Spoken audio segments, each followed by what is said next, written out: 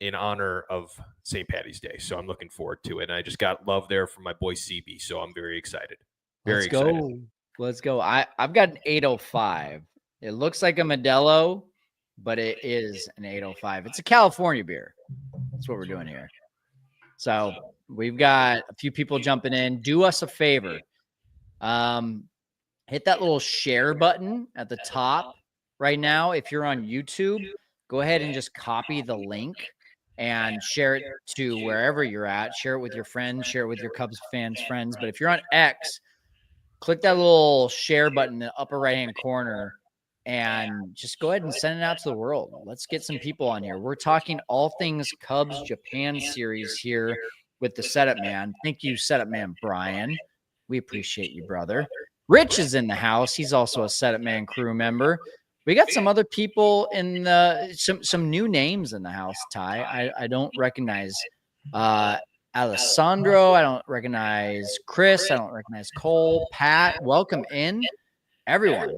Excited that we're talking today about the Cubs series in Japan and all the things that may or may not be going on.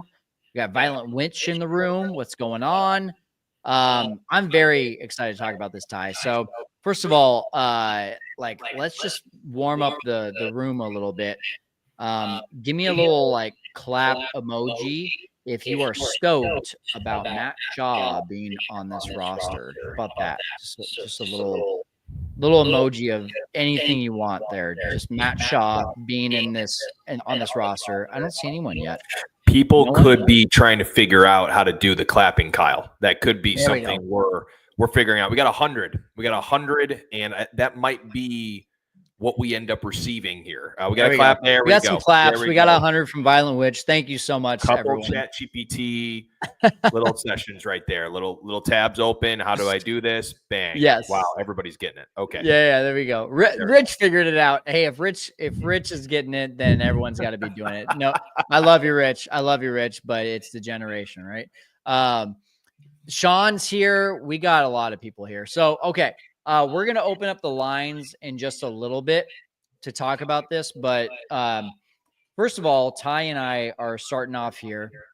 And I would like to know, Ty, we talked about it last night, me and Sean and Alex in our private, well, not private, it's a public Facebook group, but in our private community, I could say. Matt Shaw. Do you think he's going to play in both games? One game? No games? Starter? Not in there? What are your thoughts? My thoughts are this. The game 1 of 162 starts next week, and every game is going to matter, and especially the stretch as we go into when we start here in March and we go into April. Every game's going to matter, and I think this organization has figured out that we cannot have any, step backs in these months here at the beginning. So I think that they're going to see Shaw, and you saw how many games that Shaw played in. I believe it was almost 5 or 6 games in a row, and it was not really any, I would say large gap in between those days. So I foresee him getting a spot here or at least a spot in the lineup, at least game 1, just because I think that they've put him in a position now where he is going to be a part of that lineup every single day. The one thing I can see, of course, is that him getting possibly sat in game 2 or vice versa. But the amount of games and at bats that kid has gotten in a really short stretch of time, and I don't foresee him necessarily getting benched. I love the theory, Sean. It's a shock factor. And if you're right, Sean, then, maybe they should be reaching out to you to have you do a show maybe. So, but yeah, I believe personally Shaw is going to be the opening day third baseman. So really quickly for the YouTube listeners, I see you guys are dealing with some feedback. We're going to keep on working on that issue here, but for X, we're going to keep on rolling here. I think he's got to be, but I already talked about this enough yesterday. We posted a video on it. So now, like, let's talk about just the fun it looks like they're all having right now and kind of like leading up to what this experience is going to be like, what the preparation possibly looks like. Apparently my mic is the only echo, which I don't really know why that is. I'm going to try to switch it up on YouTube and see if you guys get any difference here. You see Justin Turner with the, what do you call that? The robe thing that he was wearing. What was that called? That was fantastic. I do not know. And I will not guess what that word is, but I think, the person we could ask is Brian, since he did tweet about it. I think he would be somebody who would understand what those things are. So I have no idea what that is. I think it was said in there what it exactly was. Gosh, what's the name of that? We saw it. We saw it. Either way, it's awesome.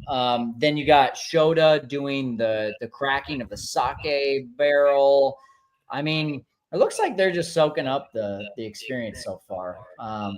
And that makes me happy. Like, if there's anything that this Cubs team has lacked in the last couple of years, it has been kind of like that swagger, that vibe, that like just team camaraderie. It just kind of feels like they all go out there and do their thing. I feel like Shota was the best thing for this team to be able to go out and actually like add some character to it. You think this is good just from I call it kind of the cheesy, like, oh, team camaraderie. Like, at the age of over 25, I kind of feel like team camaraderie isn't as serious of a thing, but I guess it kind of is when you go on these kinds of trips. What do you think, Ty? I think it's a great thing. I mean, as a former ball player myself, culture is something that's built upon by the players and not necessarily by the manager or the, in this case, the general manager. It's built upon the players, right? And so you're going into a unique situation. There's a lot of stress that's probably built into, all of those people having to be brought over there and then having to get everything situated. And so it's cool to see that the vibes are great. It really felt that way, Kyle, even when we were at spring training. It felt like the team has a lot of fun. A guy like Kyle Tucker, for example, a guy who's, quieter, more reserved, seemed to be really enjoying himself while he was there. And of course, we even saw with the home run and the dugout, obviously, doing a little bit of a silent treatment. That's cool. Like that's cool to see. He's a superstar, but those types of things you're happy to see about. I would say personally, I think what's really, really key here is PCA. I think PCA has been somebody that I know a lot of people can have their opinions about things he does and actions he has. I'll tell you this: when you're young and you're having fun with this type of a ball club, with the opportunity to possibly be in a playoff hunt, that's huge. And especially with a guy who electrifies a team like he does on the field, but off the field, he seems like a guy that's really starting to grow into his own. And you're starting to see this across the board with all these guys. Like, you don't need to worry about Happ. You don't need to worry about Swanson. Even Tucker. Like, those guys are vets. They're going to figure themselves out. But the young guys, they really need to have fun. And I think that we can definitely see that. I have these like moments with PCA where I love them. And then I also have these moments where I'm like, all right, dude still needs to mature a little bit, but maybe that's a good thing. Like, maybe that's a good thing that he's just like a kid and he just doesn't give a crap. And, I'll just give you an example. When I'm at spring training and he misses an incredible catch during just these drills, it's like, mother, and that's one of those things where you're just like, okay, dude, like it's drills, but also that intensity could be really good. And it could be the thing that's missing from this team. So I don't know. I kind of like it, man. I also, he's, who he is. I mean, he literally is Javi Baez. You love him when he's on your team and you hate him if he's on the other team. That's where I think PCA is going to be this year in 2025. You're going to hear a lot of crap from other teams, other friends of yours that are fans of other teams that are just like, oh, I can't stand that guy. He's so cocky. And you're like, sorry, he's not on your team, bro. Well, think about it, right? Like, if you look at other teams that have been super successful, especially in the big leagues, you kind of have always that outlaw, right?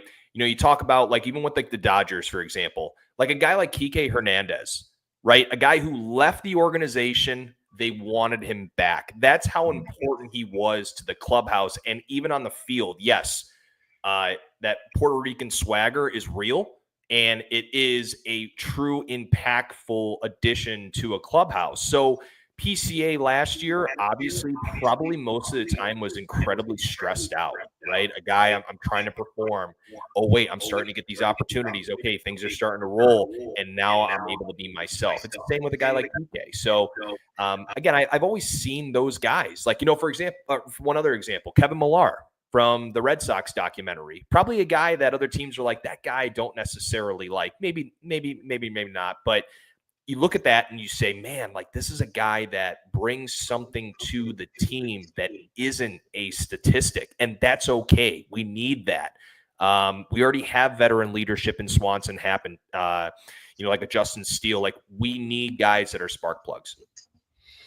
Yeah, Holly on YouTube says PCA is the spark this team needs.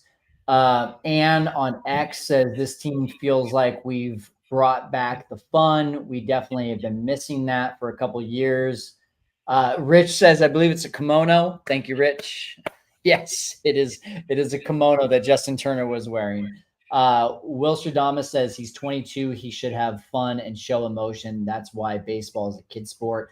Violent Witch says, I don't know how the Cubs are doing in Japan, but it must be good. And that is the hope, that they are having a good time already. They just landed. Let's start opening the lines here. If you are on X, by the way, again, we are going and we're doing this whole thing on X and we're doing it on YouTube as well. If you, no matter where you're at, please share this so that we can get more engagement. We can get more people listening and talking. Please do me a favor. And if you're on X, request to speak. Let me know what you want to talk about for Japan for the Cubs. And if you are on YouTube and you're like, I want to speak too, please go ahead and jump over to X and just join us there. Ty, I think while we wait for other people to jump in and to get their thoughts in, my next thing is with Japan. The biggest issue with Japan is just this whole schedule, right? It's like, all right, we've got this travel and then we got to adjust to the time change. And then we start playing games. I'm bringing up the schedule. I believe they play a couple games 2 to 3 days before the actual first game on the 18th. Let me look to confirm that. Yes. So they're going to play the Tigers on the 14th and then the Giants on the 16th. And then they take another day off. So they're basically playing a game, skip a day, game, skip a day, and then it's the season 18th and 19th against the Dodgers.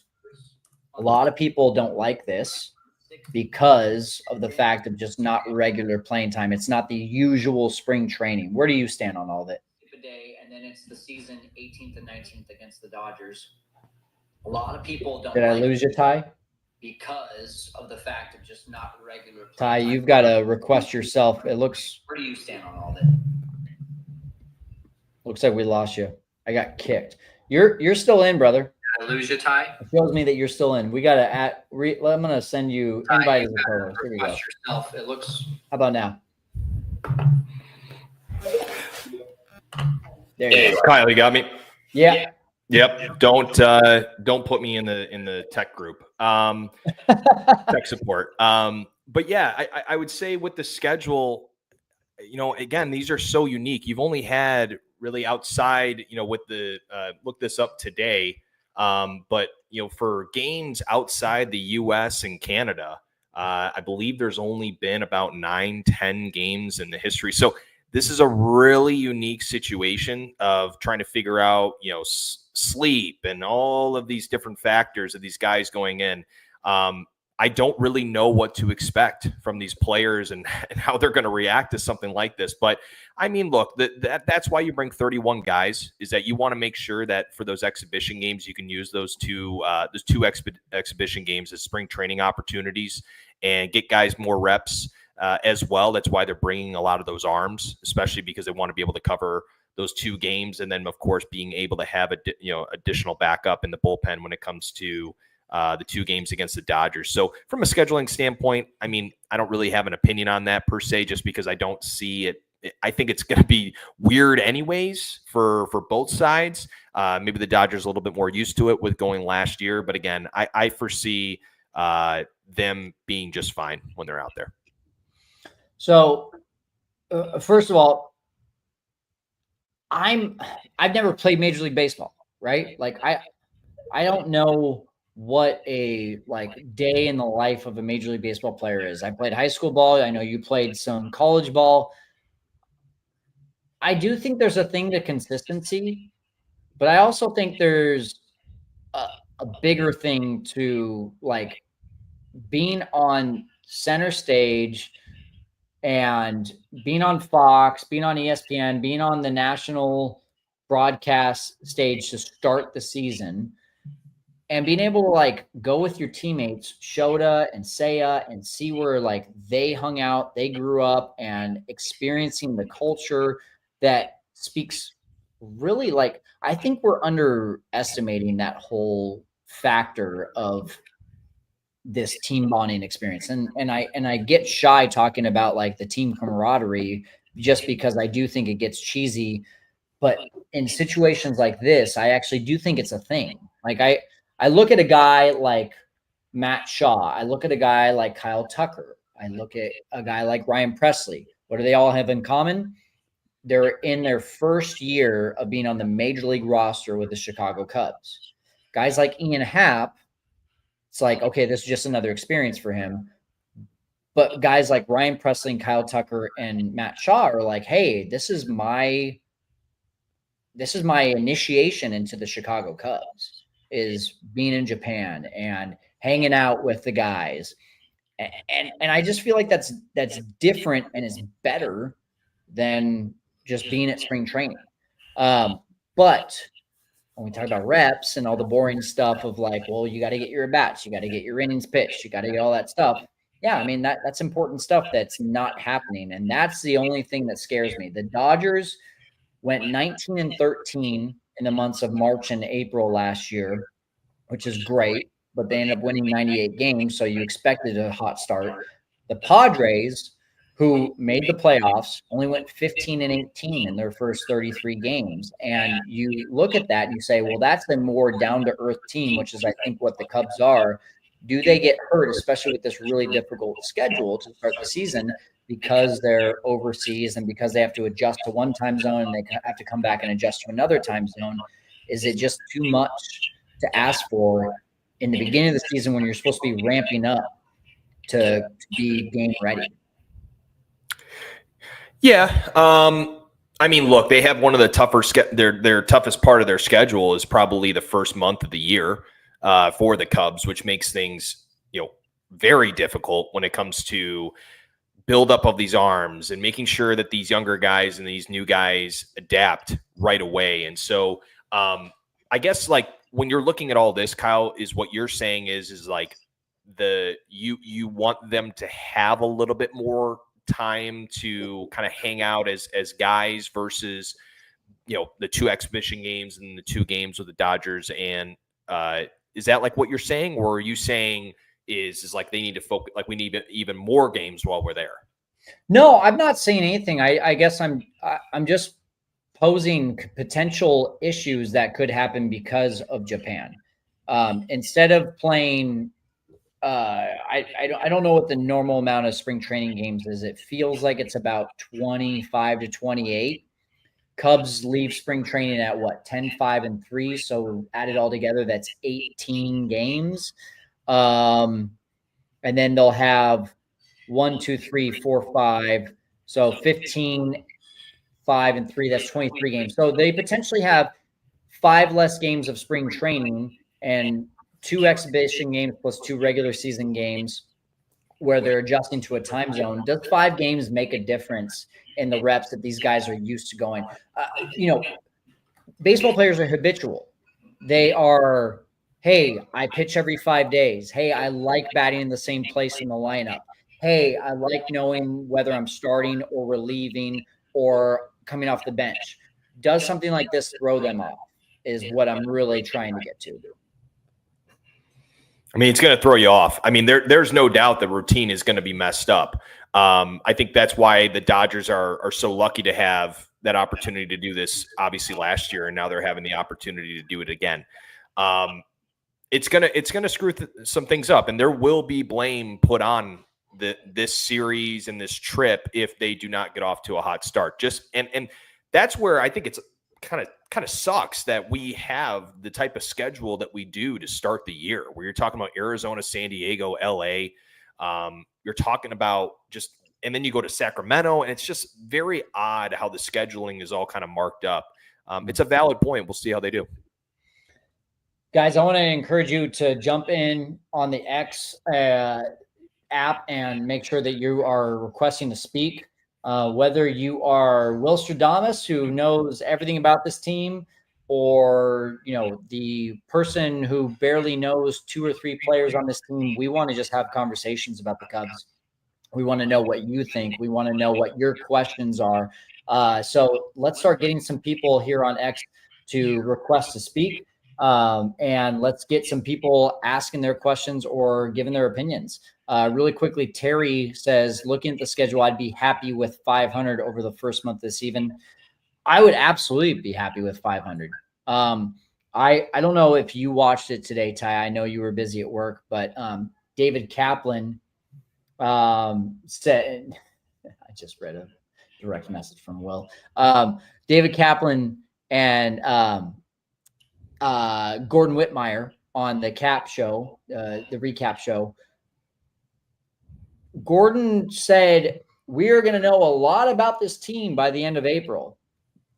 David Kaplan very much disagreed with that and said, when do you ever know a lot about a team after the month of April?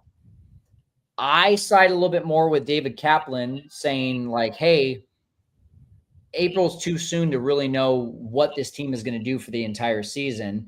Do you think that the defining month of this team is here in March and April, or do you think that it's like what David Kaplan said? It's not.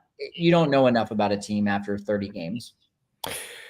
Well, they always say like by Memorial Day is generally the sense of when you feel like you have a ball club that is either going to be good or bad. And one of the things that we've noticed with the Cubs era is the bullpen. The bullpen has been just an atrocious part of their game when it comes to the first couple of months of the year. And that's why it's so disappointing that they didn't get a guy like Tanner Scott and we were riding the Presley and Hodge line, which, you could say all you want. It's a little bit of a weary situation. So we'll see what they end up doing. But I personally would say, like, if we're looking at this ball club over the year, right? Offensively, it's critical that we have guys, for example, like Seiya Suzuki, Ian Happ, players in the lineup that are actually having success right away will be hugely beneficial to this team. If we're again in the situation where we're having to blame the bullpen for a lot of issues, hopefully, if that's the case, the offense is doing their part. But if the offense isn't doing their part, we're also having to rely on this new bullpen, then I can foresee some issues really happening. But to look at this, I personally I'm looking until Memorial. I'm not really taking these first 2 months too critical or looking at them too critically until Memorial Day. We've got our first requested talker, and no surprise here, it's Will. Let's go ahead and bring him in. Will Stradamus, can you hear us? You're on mute, brother. There you go. Yeah. How you guys doing? Good. How are you, man? Well, I'm living the life. No surprise there. So here's my thought when it comes to this. I agree you can't really tell much from April, but if you guys, and we all know we're all diehard Cubs fans, I disagree because we were out in the race last year tonight. And if we don't come out playing good ball the first 31 games, we're going to be in a big hole. And we can't afford to do that. Maybe lightens up on the schedule as far as the competition and stuff goes. But look at the series in April and March. tell me where you see an actual win in the series. A Yeah. winnable series. Like, that's how difficult it is. When I said that I literally would be happy going somewhere around 14 and 17, Yeah. I wasn't joking. Like, the schedule is it's brutal. It's rough. It's rough. The most brutal schedule that I can remember to start the season. So, for context, for everyone that doesn't have their schedule up, to start the season, you got the Diamondbacks who added Corbin Burns. They added someone else. Who else did they add over the offseason? The first baseman from Cleveland. Yeah, Josh Yeah, Naylor. that's right. Yeah, They're Josh both, Naylor. their rotation is Brandon Pfaadt, Eduardo Rodriguez, Corbin Yeah. Burns, Zach Gallen. It's loaded. It's loaded. Then you got the Padres who made it to the playoffs. You got the Rangers who had an offseason that are expected to bounce back. You got the world champion Dodgers for 3 games, back to the Padres, back to the Diamondbacks, back to the Dodgers for another 2 games. Literally 3 series against the Dodgers to accumulate 7 games.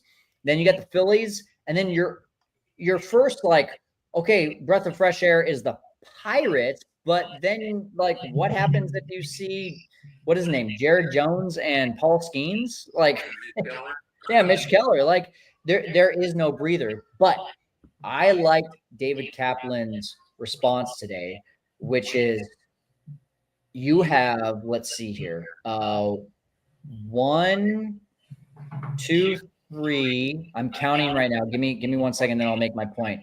1, 2, 3, 4, 5, 6. 7, 8, 9, 10, 11. You got 11 games against the Padres, Rangers, and Dodgers at Wrigley Field when you have essentially West Coast teams that are used to warm weather, and now they have to come and play in the cold advantage Cubs. So that's the only thing that I would say really swings into the Cubs' direction here, Will. And for that reason, I would be really happy. I'd still be happy at like 14 and 17, like you said, because then in May, you've got, you still don't have a good start to that May. It's Brewers, Giants, Mets, but then you got the Marlins, you got the White Sox, you got the Marlins again. Reds should be better, but then you got the Rockies. I mean, it definitely lightens up. But I do think that having those teams, I love having those teams in the beginning of the season. You're done, and then you don't have to worry about them coming to Wrigley when it's warm weather, and that's what they're used to playing in. I agree. I just don't want to dig ourselves such a big hole. Sure. Basically playing catch up the rest of the season, because we saw how that happened. What happened in May last year? So what happened May and June before? Yeah. I mean, it's been a reoccurring trend, and I think everybody was on top of the world having that April that we had last year. And then the only person that hit for the Cubs last year from the end of May through the All-Star break was Ian Happ. He was the only consistent bat from the end of May through July last year. It was sad. So I'll disagree with you there, brother. He didn't really heat up until July 4th. No, July 4th, dude. He was. You need to go check the stats again, brother, because I was at the games. I'll look right now. It started the series in St. Louis on Memorial Day weekend. I'll look right now for you, dude. But either way, the entire roster, May and June, sucked. It was brutal. I mean, look, yeah. I was going to say something too. Yes, this first couple of the first month obviously has a daunting schedule. Kyle, you make a great point with getting it out of the way, but then Will, there's obviously your point as well, where we're talking about possibly getting into a deep hole to start the year. This team is a better ball club this year than they were last year, and I think that we see some names on this team and start to unfortunately think that we're in the same position as we were last year, right? So we're looking at guys like, people unfortunately look at Ian Happ and don't look at him as a Gold Glove, possible all-star in left field, right? Seiya Suzuki, obviously now in DH form, get the fielding out of the way. You're adding a guy like Kyle Tucker, and then now with in my opinion, a much better bullpen than last year. So I would say that yes, when I look through the eyes of last year, and if I were to have this schedule with the team last year, I'd be very, very concerned. But I think that we're going to be surprised. I think a lot of people are going to be surprised with how good this ball club is going to be, especially with some of these new guys coming into the fold. Absolutely. I agree with you. I'm gonna hang up with somebody else, but the thing about the Japan trip is, I like the fact, honestly, if we're going to do it, we do it this way and we come back and have a couple spring training games, because jet lag is a thing from somebody that's been overseas several times. It takes you a couple of days to acclimate yourself back. So I don't think coming back and having a couple extra spring training games is bad. I didn't like the way we did it in the middle of the season when we went over there in 2023. Well, to London and played the Cardinals. I didn't like that in the middle of the season. I'd rather do it first off the beginning of the season than the middle of the season any day of the week for that reason. It's a very valuable point, Will. Very, very valuable point. For context, from May 1 until June 30, Will, I'm going to I said Memorial Day. What is that then? Tell me what that. End of May. Okay. I was going to praise you, but you're changing me. So I'm going back. Remember, because my birthday's in May, Kyle. Okay. I remember the St. Louis series because he hit 2 bombs. St. Louis. Okay. We'll start from the St. Louis series, which was May 25th to the end of June, and I owe you an apology. Yeah, you are correct, sir. So in 33 games, he had a 940 OPS. So yeah, you are correct.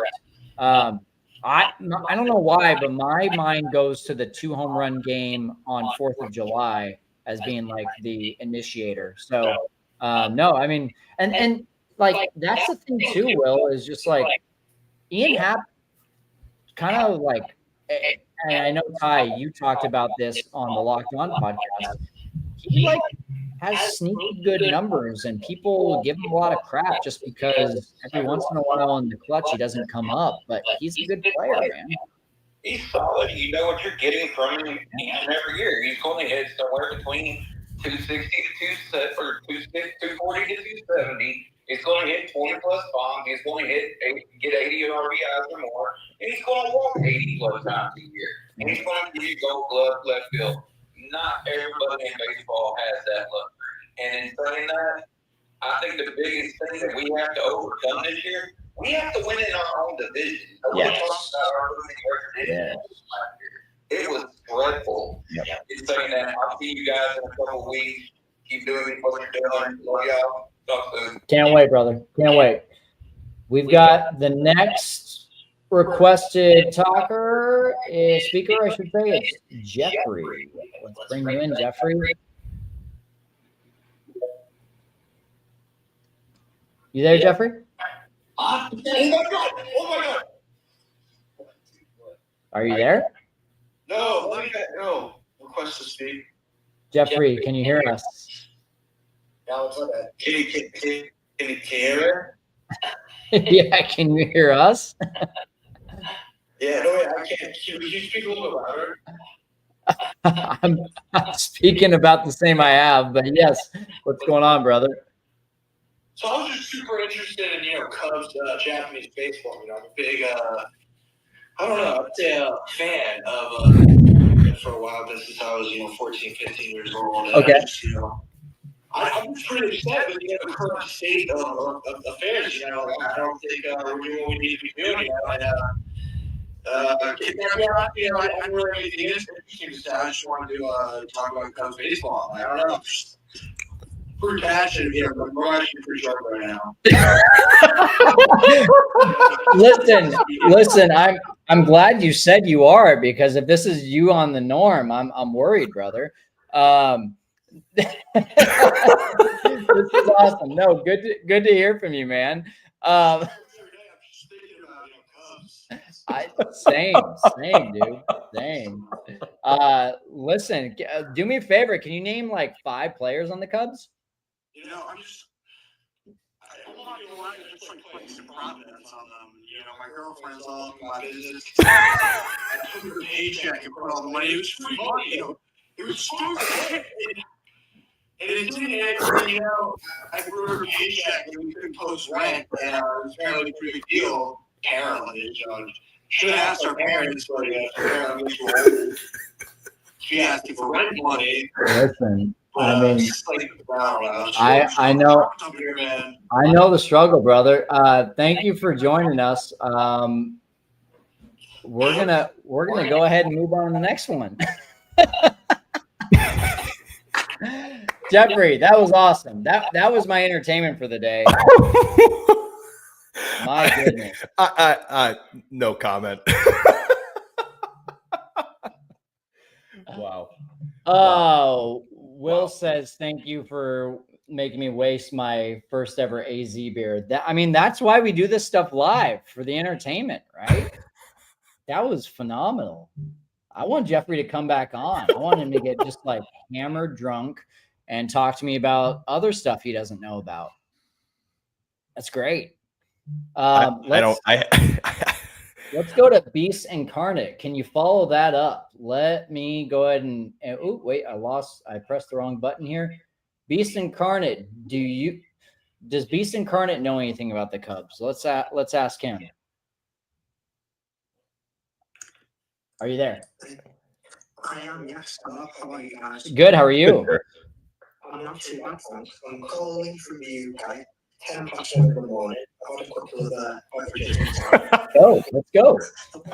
I wanted to ask, do you think it's viable that the Chicago Cubs can take a slice of the Japanese market? And the reason I ask that is I've never been to a Cubs game on this side of the pond, but I've been lucky enough to see them at Citi Field in 2015. I went to the Olympics against the Dodgers, post the World Series, and I'm really nervous now. Don't be nervous, brother. We're just talking. Thank you for calling in. You're brave. I appreciate you. Thank you. The point I was going to make is I've predominantly been to the NFL games over here. Nice. Whenever I've been, for one thing I've noticed is that Chicago fans show up.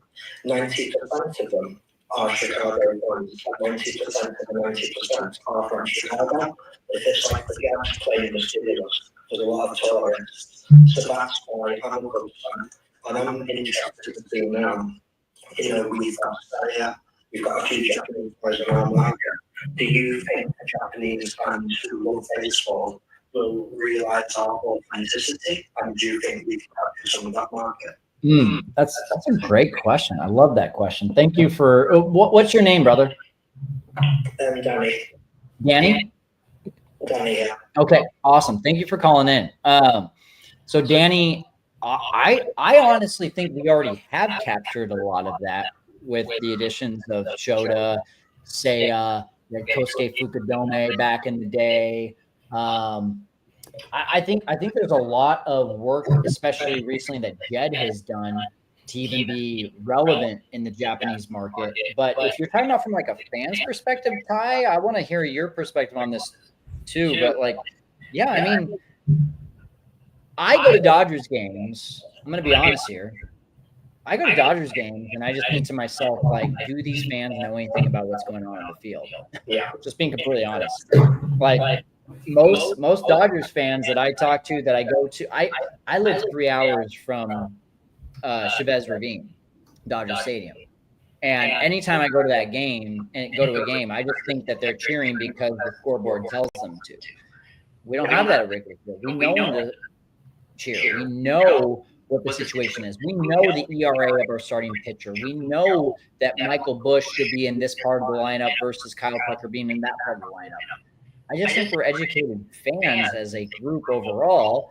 Now you have your exceptions, of course, but like to your point there, Danny, I would hope that everyone in the Tokyo Dome that is not a Cubs fan sees that and says, like, yeah, I mean, like this is the group that I want to be a part of.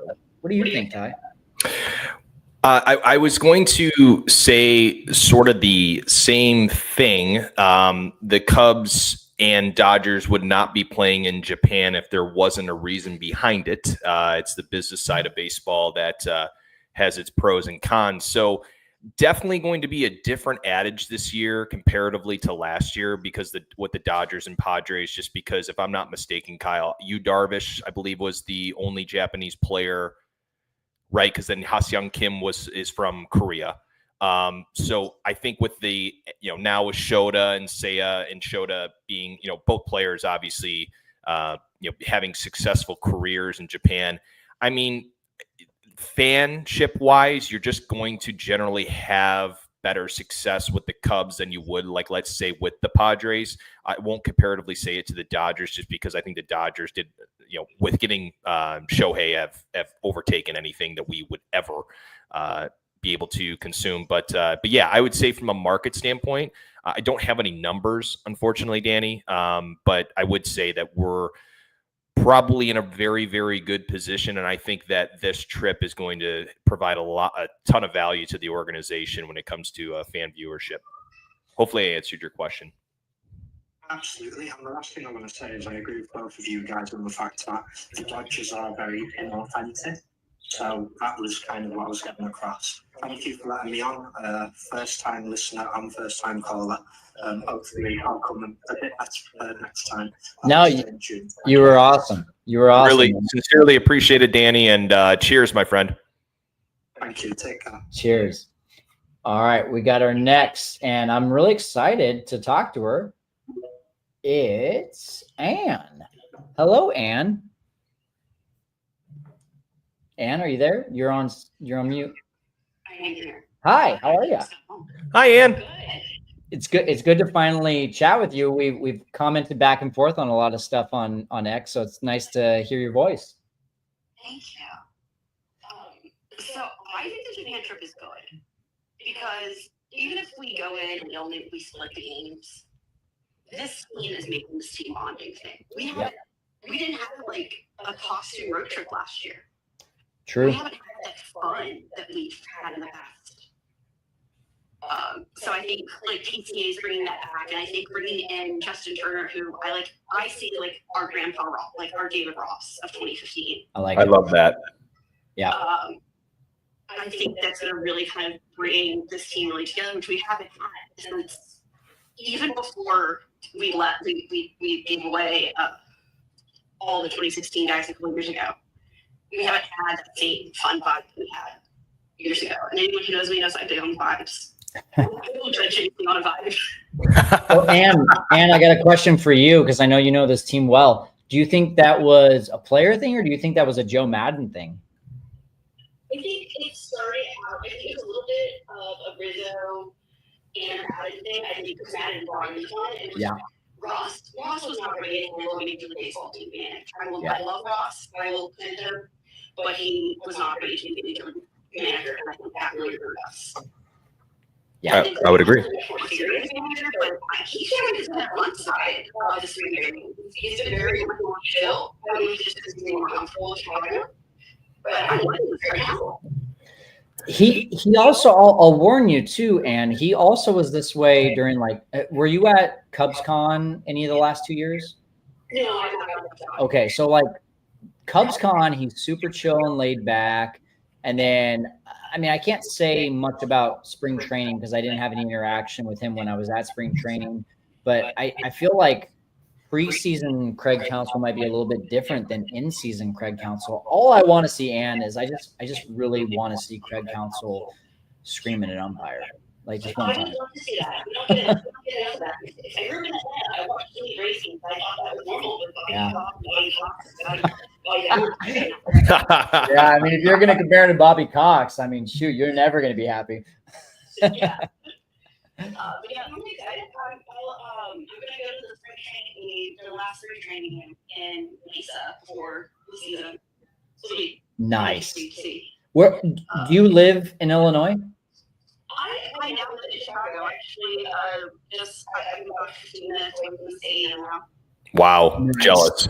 That's awesome. It's a dream. I'm sometimes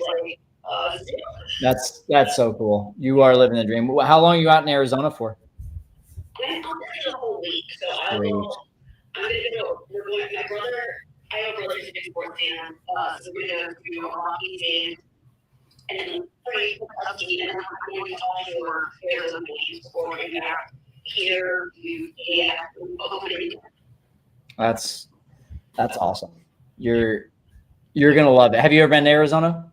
Yeah, my brothers live out there, so we're Sweet. going out there to visit family. It's an excuse. Connect with Ty while you're out there. He's in Oh, Ann's provided the tickets for the Saturday night game. That that's Yep. okay. Yeah, yeah. Here we go. Yep. Right over PCA. It's going to be a lot of fun. I'm really looking forward to it. It's going to be a great group. I'm going to see if I'm going to bring my my mother along with me because I'm going opening day with my father. So going to try to have her tag along. But yeah, it's going to be a ton of fun. I'm really looking forward to it. Nice. Yeah, I'm taking my brother opening day. He's never been to an opening day, so Oh, let's go. That's amazing. I'm going to take him to his first opening day, and then he's coming out here in July. We're doing the yard. Very good. He wanted to. Very good. Nice. So yeah, it's gonna be an exciting year. Yeah. It Hey, will be. I'm excited to be in Japan.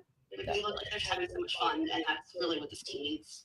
And will you be waking up at 4 a.m. or what's the schedule looking like for you? I seem to go to sleep at 3 a.m. So Whoa. I'm thinking I'm going to take a nap and be awake. That's a true Cub fan right there. That's a true Cub fan right there. When I lived on the West Coast, I was up for all the games, and so yeah. I have this English with errors who were TikTok, so I'm sure I can get up for a Cubs game. You know, I felt bad even asking you, Ann, if you were going to be waking up for the game, but the fact that you are going to be going to bed at 3 and taking an hour-long nap, I just want to, we all want to congratulate the fact that we want to congratulate ourselves because we get to obviously engage with people like yourself that are incredible fans. So sounds amazing. Just sounds amazing. So My Starbucks opens at 5, so it's across the street. So there we go. There we go. You're awesome, man. Anything else you want to say? no, that's it. Thank you so much, guys. Yeah, thank you. Thank you, Ann. All right. We've got 2 more requested, and then we're going to wrap this thing up in order, going with Chris first. And then, just like last time, Ty, we're going to end with our good friend Matt Cozy from Locked Looking On. forward to it. Looking forward to it. All right, let's start with Chris. Chris, you are now on stage. What's up, brother? Hey, we're going to talk about PCA. Yeah, let's do it. I feel like PCA is going to be, if not the most important piece on our team this year, definitely top 5. I feel like he's our Ricky Henderson. And what I mean by that is, we used to talk about it as Dexter Fowler goes, the Cubs go. And I feel like PCA is going to be like that, but Yeah. even better. 100%. I'm looking at his stats right now on Fangraphs, and I talked about this in one of my videos in the past as well. And I just think it's kind of ridiculous that they only have him at a 3 WAR, considering he was a 2.7 WAR in his rookie season. And I think that the intangible about Pete is any level he's ever been at, he struggles and then he adapts and he just becomes an elite player at that level. And we saw that at the end of last season. And I think he's going to carry that into this season. And listen, all he has to do is be a league average hitter and just play the defense that he does and steal the bases that he does, and he'll be a 4 WAR player. Yeah, I mean, if you like last season when he had trouble scoring runs, he's a guy to get him on base and he scores. Yep. And I agree with you because I was actually to see while he with the Smokies, and he struggled, for the first couple months. But once he hits the stride, it's like, wow, he's a completely different player. It's fun. Do you have anything to say about that, Ty? Well, Chris, thank you for joining. Look, you're talking about a guy that I've alluded to this quite a few times anytime I've spoken about PCA, but he's a guy that you can tell he wears his emotions on his sleeves, and we need to understand and be, I think, really cognizant of the fact that he will have a stretch or two this year that I think people are going to be very concerned about, but it's just the growing pains. And what I really am excited for is when those things happen, how he reacts. And does he show the emotion he did last year? I see it in spring training from time to time when, whether it's a strikeout or a situation maybe that he doesn't perform well in, I can tell that he gets extremely frustrated very quickly. And so those highs are very high, and then those lows can be very low at times. And so throughout the season, we're going to see those El Mago Jr. moments, as I like to call him now. We're going to see those moments. What I think will be critical is that when those bad stretches do come, because they're going to, can he, play more level set and look to guys like Swanson, Tucker, Ian Happ, and say, okay, I'm still going to play with my energy. I'm still going to play with that fun kid-like mindset. But at the end of the day, I have to be able to go through the highs and lows. And so that'll be critical to watch this year. But Chris, you're talking about a guy that, I do a lot of fantasy baseball, for example. And a lot of people that are fans of other teams are asking me, like, what do you legitimately think PCA can do this year? And I said, you're talking about a guy who is easily a Gold Glove Award candidate. And also, too, you're looking at a guy that, possibly can lead the team. Obviously, he's going to lead the team in stolen bases, but don't get me wrong. Like, you're talking about a guy who can put 20 bombs on the sheet and do things that other players can't do to win games. You're talking about a guy who can actually change a game around. So, Chris, I totally agree. He's a fun player to watch, but that's just, my thought right now on him. Yeah, I think I agree where he will go through stretches where he does struggle, and he is a little like Javi in terms of, like, he tries to make every single play. He's going to swing at bad pitches and strike out, and sometimes in ridiculous fashion. But I have watched him, and at every level, he does figure it out, and he doesn't. He tends to struggle, but it doesn't last that long. Yeah, 100%. Well, it felt long for us last year because he got called up right when the Cubs were struggling. Right, May and June was when we needed someone to step up, so it felt long. But I think it's just funny that we continue to compare him to Javi. He was literally the guy that Javi was traded for. Crazy. It's wild. It's crazy. Wild. It is wild. And he's even admitted too that, like, the guy that he modeled his game after was Javi growing up. It's like, can you imagine that?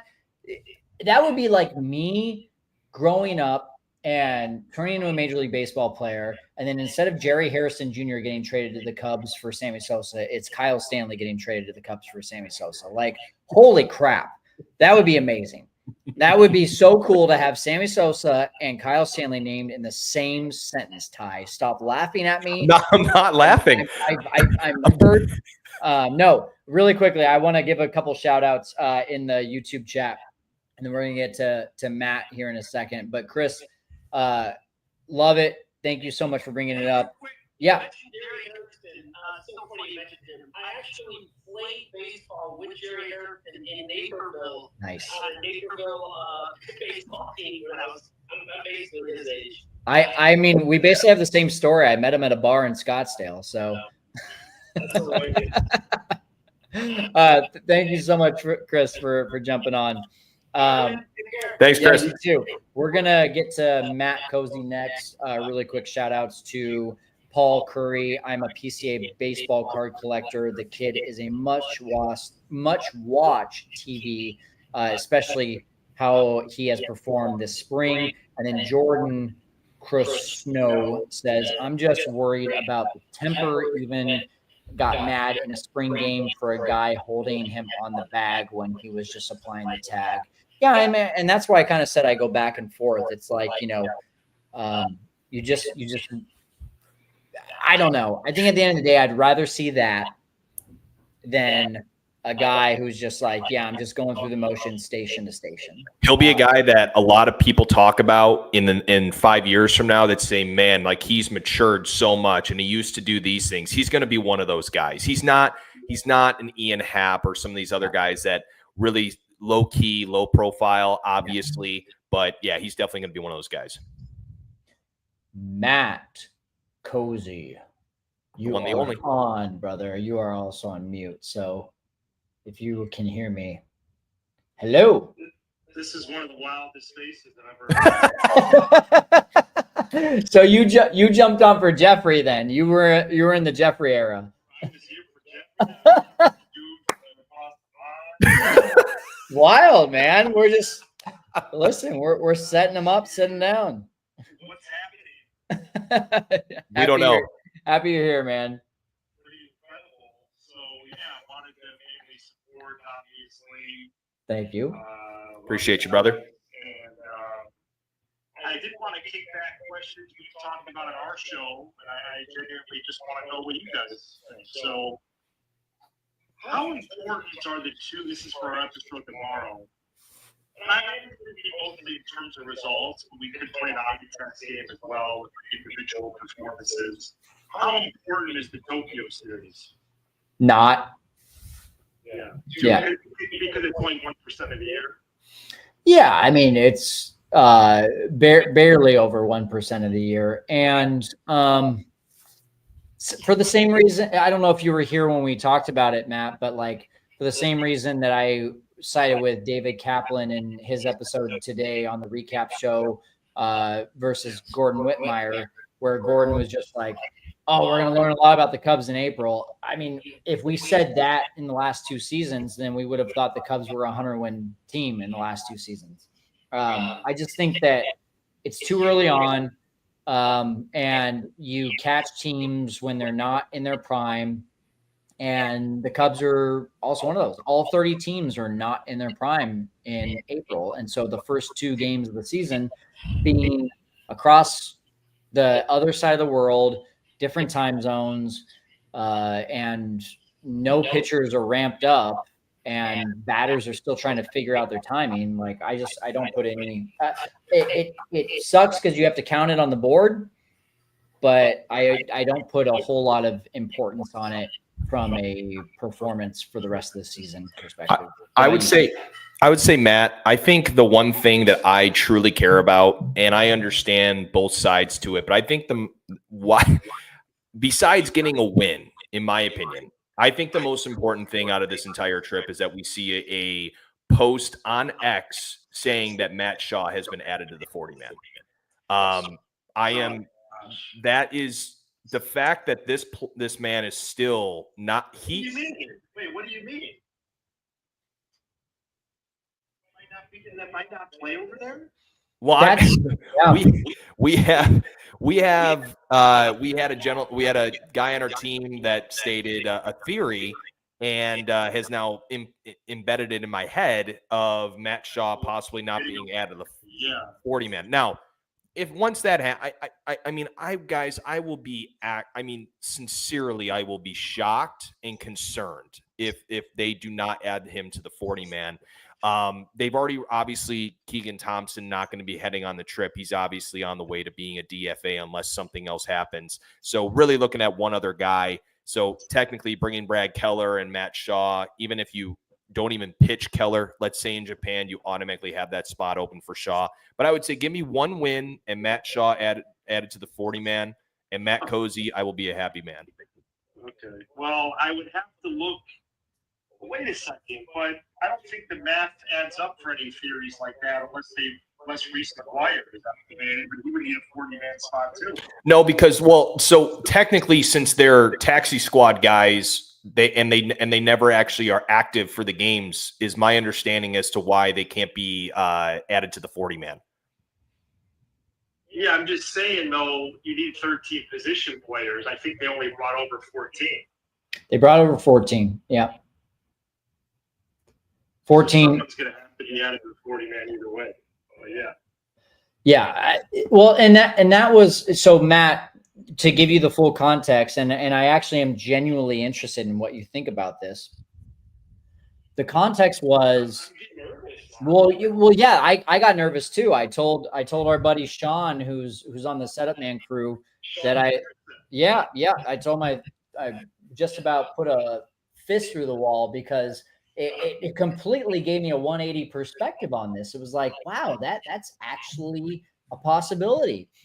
He and Kevin Alcantara were kind of like according to Patrick Mooney, those were the like up in the air. Hey, do we bring Kevin or do we bring Matt?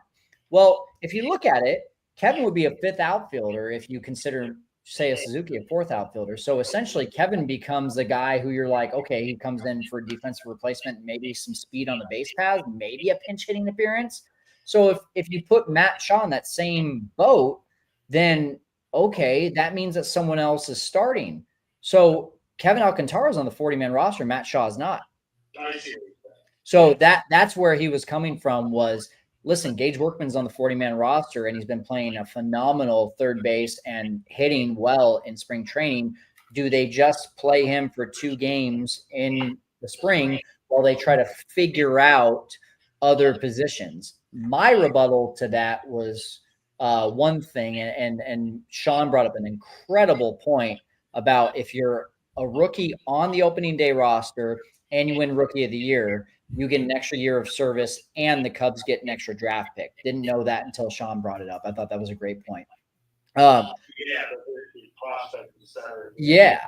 And so the thought is, well, I mean, if you just bring Matt Shaw for the experience and don't play him either game, then you can go and you can continue to try out, whatever, Keegan Thompson and Caleb Killian and Ethan Roberts. And my thing on that is just like, we're just kicking the can down the road. Like these guys have had their shot.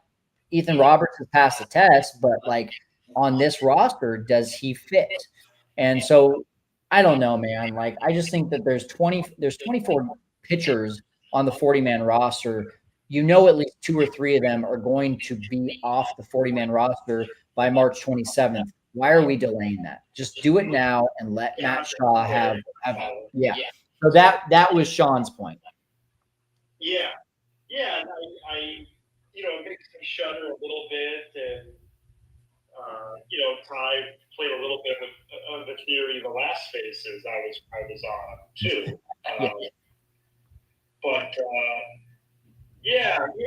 What's interesting about that too, though, is I think Workman might start game 2. I think Shaw might start game 1, Workman game 2. I mean, that's just pure speculation, but I'd be fine with that. I'd be fine with Matt Shaw playing 1 game. Right. Yeah, I think DFA candidates are Thompson, Killian, Hollowell, maybe a Cody Poteet.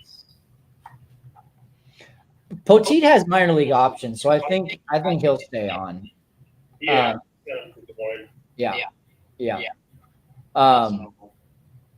But anyway, it made me shudder too, brother. I was interested in your opinion though. Yeah, at this point, given that he's not, he made the trip, I think we'll put him on the 40-man, and he'll start game 1. I see what you're saying. I'm following along, and then they might have 2 40-man moves to make if Keller is on the active group.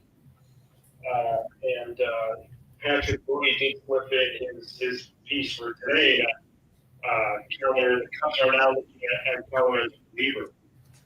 So, him and Pearson being like guys who can maybe face, one time through the order or maybe 5 or 6 guys, multi-hitting. So that's kind of interesting. Yeah. I think there's a few things we could talk about. The last thing I want to ask you, Matt, is thank you. Yeah, do you think Ben Brown? I'm still here. I've been sitting here going through the numbers, trying to figure out these 13 position players that you're talking about. And because I felt like I was missing something there. Were you saying that because you're saying obviously with 13 position players available or that are going to be on that 40 man, or not technically on the 40 man, but for Tokyo. 14 in Tokyo. I've got it up for you here in front of you, Ty. Players went to Tokyo, but 13 will be on that. 13. Technically, but then there's that 13th spot, 2 guys can go for, which is Sean McGuire, who would need a 40 man. That's true, yeah. So that's where another point as to maybe why we're likely going to. Well, I'm almost 98% sure we're going to see Shaw, but Sean want to throw the 2% of craziness in my brain, which I was on a walk with my dog when I listened to Sean make that point here today, and about fell onto the ground. So that's where I'm at, Matt. That's where I'm at. Well, take that up with Sean. I will. It was. You could tell what it did to Kyle, and it was concerning. It did. It was concerning. Well, Matt, the last question I have for you is Ben Brown. So Jesse Rogers on David Kaplan's show today said that he does think that Ben Brown gets the runway for the 5th starter. It was a heavy speculation call, but I don't know. I kind of think that he's going to start in AAA, and from the shows that you've had, I think you're on the same page. And then he gets called up a little bit later after he has a few more innings. What are you in that boat? I think he's yes and no. I think he's a starter, but I really don't know where he starts the season. Yeah. I would like to see him start the season with the Cubs and start one of the games against the D-backs or the A's. Same. I just thought they would have been maybe a little more cautious with him, but if he's healthy, he's healthy. Yeah. 100%. 100%. But either way, you're going to need him. You're going to need Wicks. You're going to need the side. Just because Kate Horton will begin the year in Des Moines. A lot of good young options. Yeah. Experience, sure, but yeah, I would still lean towards Ben Brown and AAA to open the year, but he's a lot more exciting of an option than Colin Ray. Duh. Amen. Amen. I mean, look, Ben Brown the other day, if I'm not mistaken, was over 60, 70 pitch. I mean, am I wrong, or is he more like that 40 to 50 mark against, I believe it was KC? Yeah, I don't know the number. Is Ben Brown better than Colin Ray, yes or no? Yes. I don't. Yes. I would not even say. He should be in the 5th starters, John. 100%. Yeah. 100%. He's not around anymore. That's happened 2 years in a row. Yeah. 100%, brother. All right, we got to wrap this up here. We're about 8 minutes over the hour, so I've got a daughter that got to get to bed and a belly that's got to get full. So thank you so much, Matt. And Wyatt, appreciate you, Matt. I see you request as well. Next time, brother. Appreciate you and all you did for help in spring training as well. Ty, this was fun, man. Number 2 in the books. Absolutely, a lot of fun, man, and man, I think we're going to do a lot of these hopefully throughout the year, sporadically here and there. But for anybody listening, we're going to be doing post-game shows Sunday through Wednesday throughout the year, along with on Thursday we're going to be doing our dugout show that's on Facebook. That's been a lot of fun. And a lot of opportunities for fans to engage and give their points and spread their frustrations and spread their gratifications as to what this ball club can do. So just know that we're going to still try to do these spaces throughout the year, but please be watch out for our post game shows. I think it's going to be something that we're going to have a lot of fun with this year. We're going to have a ton of fun with it, and we're also going to have a ton of fun with our watch-alongs on both days for the 18th and 19th to start the season. And me and Sean Hendrickson. Ty, you're going to try to join as well. I'm excited about that. I'm waking up at 2:30 a.m. That's a thing with a toddler. It's great. So, or your toddler will wake you up exactly. at 2 a.m. anyway. So exactly. Yep. All right, guys. Thanks for joining, whether you're on YouTube or Twitter. Appreciate you. We're going to end it for now, and we'll see you again soon. Thanks, everyone.